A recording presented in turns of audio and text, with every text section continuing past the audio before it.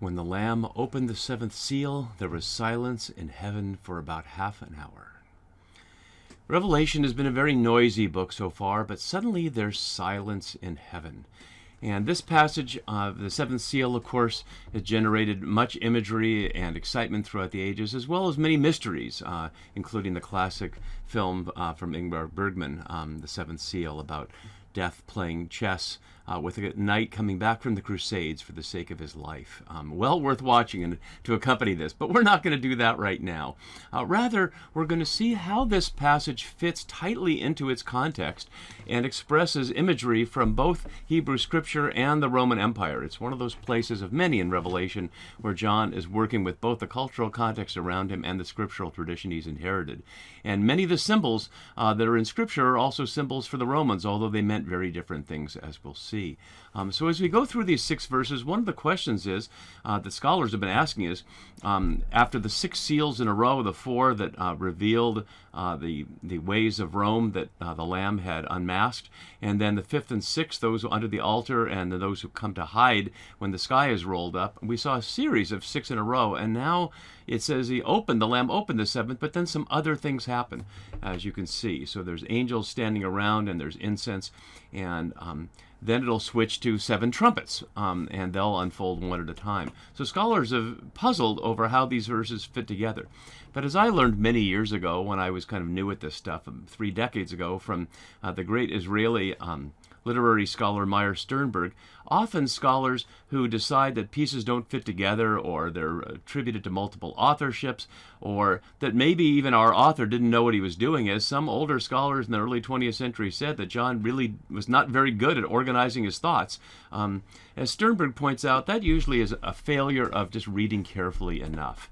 And I'm sure that if we look at this carefully in its cultural context and with the symbols involved, we'll see how tightly John has organized this and how nicely it fits together in there. So let's begin. The image of silence, as you can see on the right side of the screen, is one from the prophetic tradition. Twice from Zephaniah, not a prophet most of us hear very often, but there you see it. Be silent before the Lord Yahweh, for the day of Yahweh is at hand. And also just a chapter later, be silent, all people, before Yahweh, for he has roused himself from his holy dwelling. So both an occasion when God is going to be active, the day of the Lord, or the day of Yahweh being key in that first one, people should be silent. Similarly, from Habakkuk we see there, but when Yahweh is in his holy temple, let all the earth keep silence before him. Whether Yahweh's in the temple or not is something to be determined here. Yahweh will be on the throne, as we'll see. But that's from the Hebrew Scripture, the background from that. And to look at the context, let's see what's been happening so far. So back up a few verses from the last video, we saw the 6th seal. We saw at the end the elder addresses John and discusses who the people are. But what we saw was the great crowd from every nation, tribe, people, and languages with palm branches in their hand, robed in white, standing before the throne and before the Lamb, crying out in a loud voice, "Salvation to our God, who is seated on the throne, and to the Lamb." And the angels join in the worship along with the elders and all the others. And then when the elders address John to ask who these are, and John acknowledges he doesn't know, the elder says, "These are they who have come out of the great ordeal. They have washed their robes and made them white in the blood of the Lamb. For this reason they are before the throne of God and worship him day and night within his temple." And so what we're seeing as we move to chapter 8 is a continuation of this. It flows right out of that worship on the throne. And what it will flow into, as we'll see next time, is this series of trumpets that bring fire from heaven down to the earth. So what's going on in these verses with the silence here? One of the things we have to look at is how the imagery of trumpets echoes both the day of the Lord, or the power of Yahweh in the Hebrew Scripture, but also the Roman imperial triumph that we looked at a little bit last time around the issue of the crown and victory. And we're going to see that more in just a moment. So one of the classic images of the 7 trumpets is from the book of Joshua. And so we hear this from Joshua chapter 6. "You shall march around the city, all the warriors circling the city once. Thus you shall do for 6 days, with 7 priests bearing 7 trumpets of ram's horns before the ark. On the seventh day you shall march around the city 7 times, the priests blowing the trumpets. When they make a long blast with the ram's horn, as soon as you hear the sound of the trumpet, then all the people shall shout with a great shout, and the wall of the city will fall down flat, and all the people shall charge straight ahead. And so that image of the 7 trumpets portraying God's, accompanying God's power to destroy the city is a key one. And those trumpets, as the text makes clear, are ram's horns, or the shofar. And so let's hear what that sound of the shofar is like. We heard it earlier in Revelation when we heard a voice like a trumpet, but this is actually the sound of it itself. So let's listen. So that was the loudest uncontrolled sound in the ancient world from centuries before the Roman metal trumpets that we're going to hear in just a moment as an expression of their view. Another issue of the trumpet in Hebrew Bible is from the book of Joel, chapter 2. And I'll just read show you the first verse, but all of chapter 2 follows the trumpets, and we'll see it some more as we go in the following videos. So blow the trumpet in Zion, sound the alarm on my holy mountain, let all the inhabitants of the land tremble, for the day of Yahweh is coming. And note how Joel uses that phrase, the inhabitants of the land, parallel to what we see in Revelation as the inhabitants of the earth, not meaning all earthlings, but meaning those whose loyalty is to the earthly realm rather than to the divine realm. So both from Joshua and Joel, we hear the issue of trumpets signaling that God is going to do something. But in the Roman Empire, it was a different thing. It was part of the triumph. And we saw an image of triumphs. Here are a couple more images of triumphs. But what I'd like to have you pay attention to now is a narrative about triumphs from the Jewish historian Josephus, writing roughly at the time when the Jewish-Roman War was about to take place, or had taken place, rather, this is a celebration of the Roman victory. And also we'll see a clip of a Roman triumph from the HBO show Rome. So first, this passage from Josephus. Vespasian and Titus came out crowned with laurel and clothed in those ancient purple habits which were proper to their family, and then went as far as Octavian's walks. For there it was that the Senate and the principal rulers and those that had been recorded as of the equestrian order waited for them. Now a tribunal had been erected before the cloisters, and ivory chairs had been set upon it, when they came and sat down upon them. Whereupon the soldiery made an acclamation of joy to them immediately, and all gave them attestations of their valor, while they were themselves without their arms, and only in their silken garments, and crowned with laurel. Then Vespasian accepted these shouts of theirs, but while they were still disposed to go on in such acclamation, he gave them a signal of silence. And when everybody entirely held their peace, he stood up, covering the greatest part of his head with his cloak. He put up the accustomed solemn prayers, the like prayers that Titus put up also, after which prayers Vespasian made a short speech to all the people, and then sent away the soldiers to a dinner prepared for them by the emperors. Then did he retire to that gate, which was called the Gate of the Pomp, because pompous shows do always go through that gate. There it was that they tasted some food, and when they put on their triumphal garments and had offered sacrifices to the gods that were placed at the gate, they sent the triumph forward and marched through the theaters, that they might be the more easily seen by the multitudes. And so there's Josephus narrating it, and here's what it looks like, not this particular triumph, but one of Julius from the HBO film series Rome.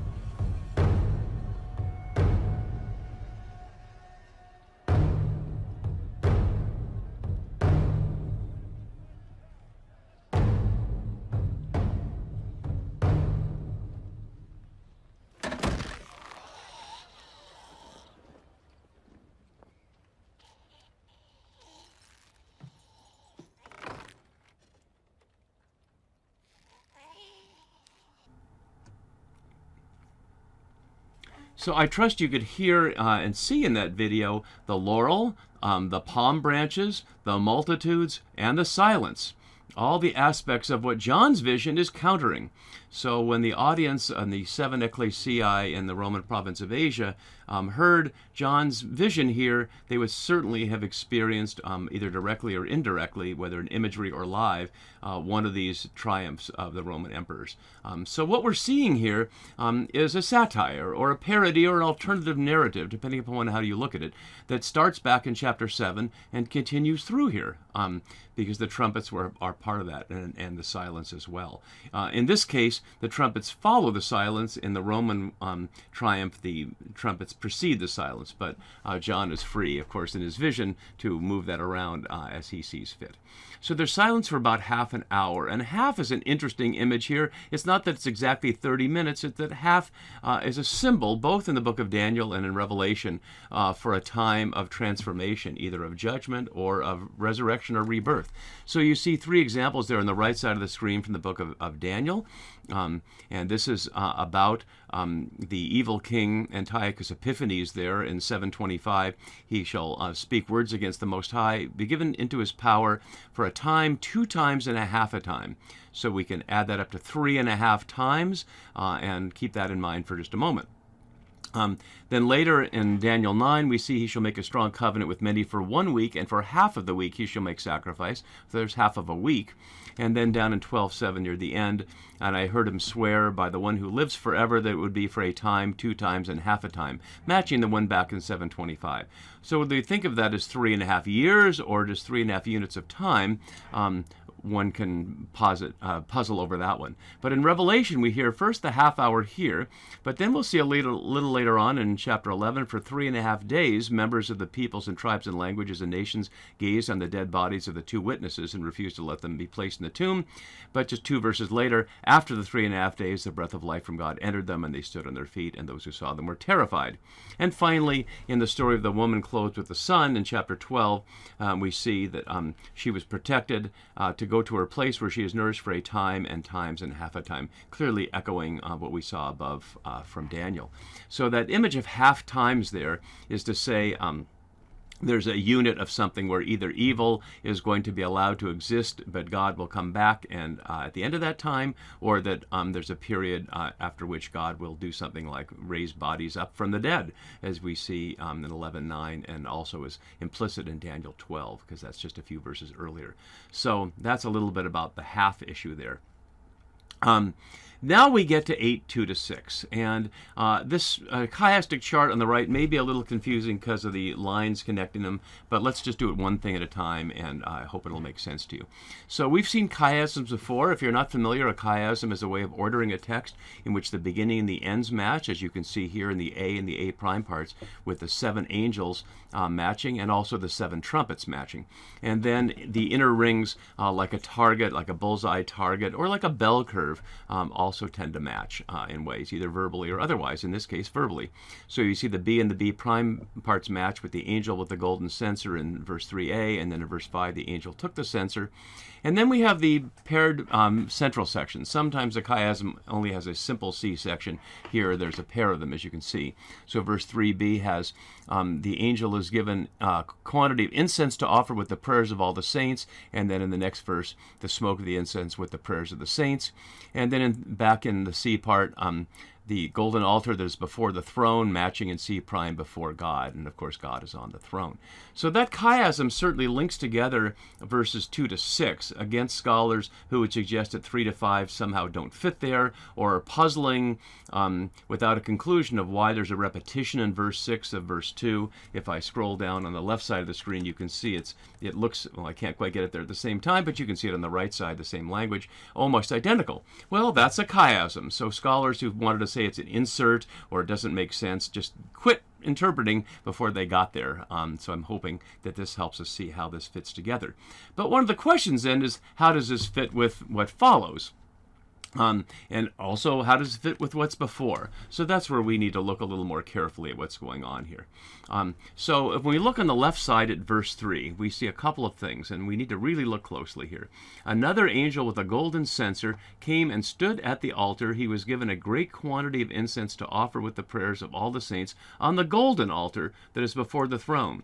So is there one altar, or are there two altars? And as I'll roll down on the right side of the screen, I'm providing two different interpretations here. One from de Villars here, Peter de Villars, and here's his article, and you can pause on that if you want, the citation, but I'll put it on the website as well. And then, as you can see down below, one from Stefanik, and here's his piece here from Ranko Stefanik.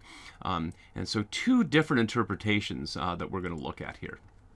And de Villers' argument is based on the chiasm, whereas Stefanovic's is based on the issue of the two different kinds of altars. So de Villers analyzes the chiasm in great detail, and as you can see from the quote there, I'll just read his quote on the screen. The final judgment expressed by the bowl that is hurled on earth finds its counterpart in salvation and in the true worship of God by those who have been saved.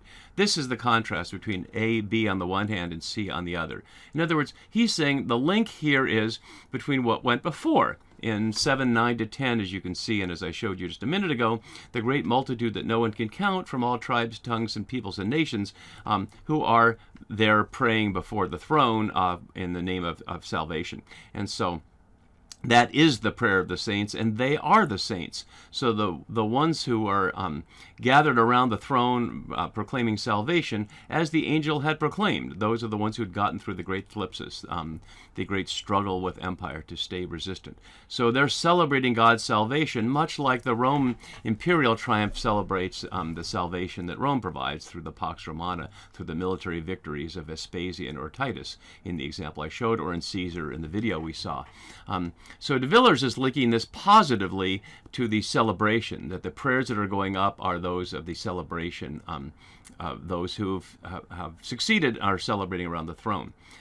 Stefanovic looks at it differently, and he links it back to the fifth seal and those who are under the altar. And to make sense of that, we have to look a little more deeply at the language here and recognize what's going on. He notes that the word for altar is thuesterion, and that's not a problem in itself. It's used over 400 times in the Hebrew Scripture. There are many altars in the Hebrew Scripture. But what Stefanovic notes is there are two major altars. One's the golden altar, and one's the bronze altar. And we can tell that they're for different purposes from these texts. So let's listen briefly here to Exodus 35:16, where we hear the altar of burnt offering with its grating of bronze. And similarly from 1 Kings 8:64, the bronze altar that was before Yahweh was too small to receive the burnt offerings and the grain offerings and the fat pieces of the sacrifices of well-being. So in other words, the bronze altar is the one of sacrifice. That's the one upon which animals or grain are sacrificed. But there's another altar, a golden altar, referred to in Hebrew Scripture and in our verse in Revelation 8:3. So here from Exodus 40, verse 5, you shall put the golden altar for incense before the Ark of the Covenant. And so the golden altar is specifically the incense altar, and the bronze altar is the altar of sacrifice. And so that leads us to Stefanovic's quote there. Hence, the angel stands at the altar, under which are the martyrs from 6:9. It is their blood that is the offering.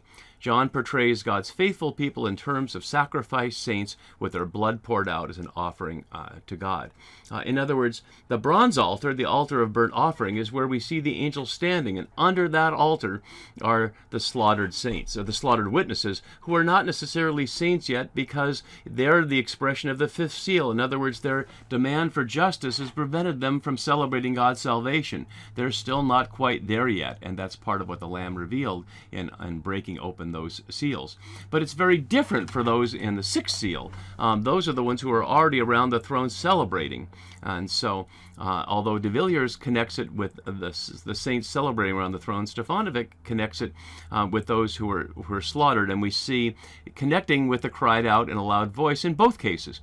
As you can see there in the purple line that connects 7:10, they cried out in a loud voice, salvation to our God.